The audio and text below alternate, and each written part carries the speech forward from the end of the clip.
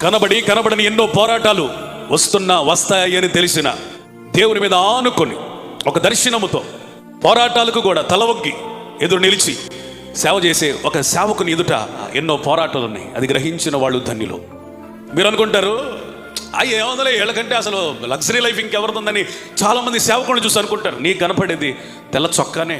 ఆ చొక్కా వెనక ఉన్నటువంటి హృదయంలో ఎన్ని వేదనలు ఉంటాయో, ఎన్ని గాయాలు ఉంటాయో, ఎన్ని కన్నీటి అనుభవాలు ఉంటాయో, ఎన్ని నిందలు ఉంటాయో నీకేం తెలుసు?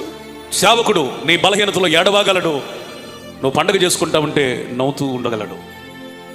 మేము నవ్వే వాళ్ళతో నవ్వగలం, ఏడ్చే వాళ్ళతో ఏడవగలం. కొట్టినవే మాట్లాడినవే అన్నీ మనసులో పెట్టకుండా తిరిగి సేవలో పునరంకితం కాగలం. సేవకుడిని తక్కువ అంచనేదో ఆ సేవకుడు ఆ వేదిక మీదకి రావాలి అంటే కొన్ని సంవత్సరాల ప్రయాస దాని వెనకాల ఉంది, కొన్ని సంవత్సరాల పరిశ్రమ ఉంది, దేవుని సంకల్పం ఉంది. మంచిగా చెప్పాలి హల్లెలూయా.